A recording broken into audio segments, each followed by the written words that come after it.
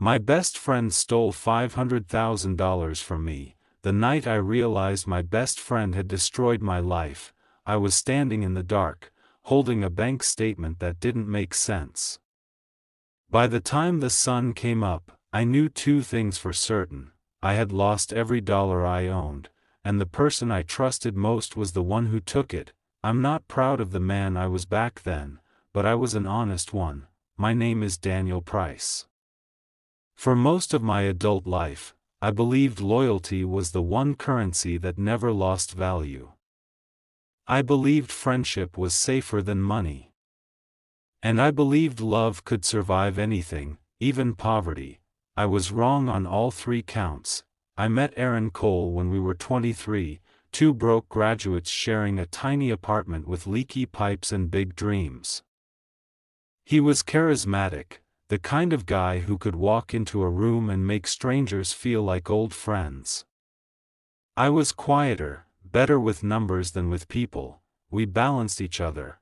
When I started my small logistics company, Aaron was the first person I hired. He didn't know spreadsheets, but he knew how to talk to clients, how to close deals, how to sell confidence. Within 3 years, the company grew faster than I ever imagined, and with that growth came money, real money. By the time I turned 35, my company was valued in the millions. I had a beautiful fiancée named Claire, a house in the suburbs, and a partner I trusted more than my own brother. Aaron handled operations. I handled finance.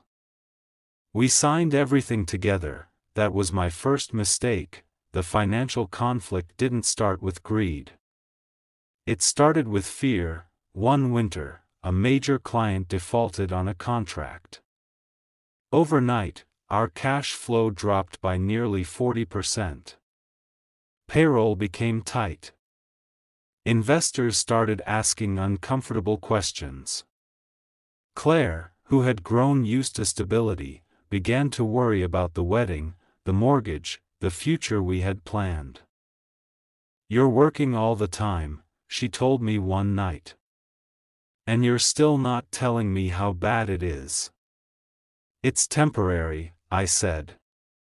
"It always is." But I was lying. To her. To myself. Aaron, on the other hand, was calm. "We'll restructure," he said. "Shift funds, delay some payments. I'll handle it." He always handled things, so when he suggested opening a new joint account to manage restructuring funds, I didn't hesitate. When he said it would be easier if he had temporary signing authority on certain transfers, I agreed. That was my second mistake. The romance in my life was already cracking when the betrayal began. Claire and I started fighting about money. About the business. About my obsession with control. "You trust Aaron more than you trust me," she said once, through tears. "That's not true. You tell him everything. You tell me nothing." She was right, and the night she moved out, I leaned harder on the one person I believed would never leave me, Aaron.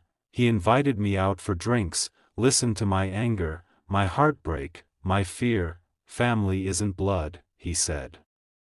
"It's who stays when things fall apart." I believed him. That was my third mistake. The first sign of something wrong came from a junior accountant. She sent me an email with a simple question: "Can you clarify this transfer?" It was for $75,000. Marked as a vendor payment. But the vendor name didn't exist. I confronted Aaron casually. "Oh, that," he said. "Temporary holding account. Tax optimization. I told you about that." He hadn't, but I trusted him enough to let it go. Over the next 3 months, there were more transfers. Smaller ones. Spread across different accounts. Always explained. Always reasonable, until the morning I opened the statement that changed everything. $500,000, gone, not delayed. Not pending, gone. I called the bank. Then the auditor. Then my lawyer. Within hours, the truth started to surface. The holding accounts weren't vendor accounts, they were personal ones, in Aaron's name. I drove to his house in a panic, rehearsing explanations in my head. Maybe it was a mistake. Maybe he was moving money to protect the company. Maybe his house was empty, furniture gone. Garage empty.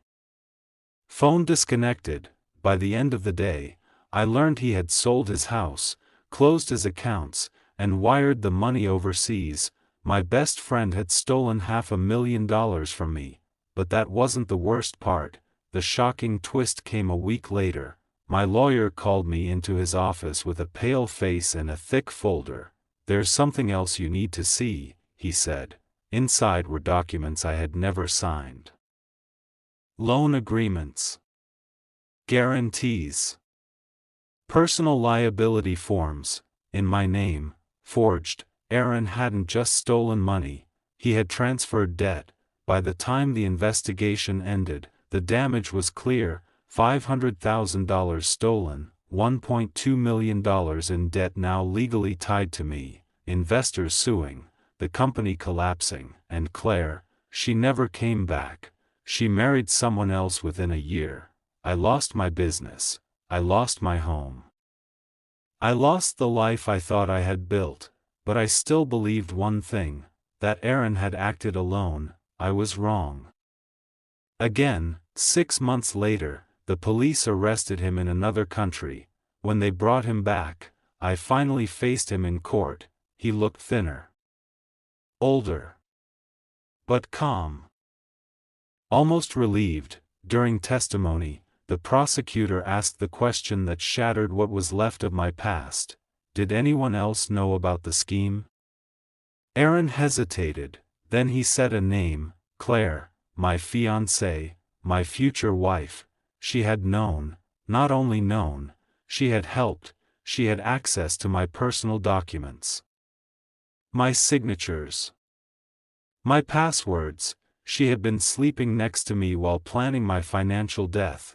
They had been lovers for over a year. The romance I mourned was a performance. The betrayal was a partnership. I don't remember leaving the courtroom. I only remember sitting alone that night, in a small rented room, realizing something that still hurts to admit. The crime didn't begin with theft. It began with blind trust, with pride, with my refusal to question the people closest to me. Aaron went to prison for fraud and forgery. Claire disappeared from my life completely. I was left with debt, lawsuits, and a reputation I didn't deserve. It took me 7 years to recover financially. It took longer to recover emotionally. Today, I run a small consulting firm. I keep my accounts simple. My contracts clear. My circle small. I still believe in friendship. I still believe in love. But I no longer believe that trust should be given without verification, because here is the lesson I learned too late: the people who can hurt you the most are not strangers, they are the ones who know your passwords, your habits, your dreams, and your weaknesses. Money can be stolen, businesses can fail, but misplaced trust can cost you everything. And sometimes, the greatest crime is not the theft itself, it is believing the wrong person would never betray you.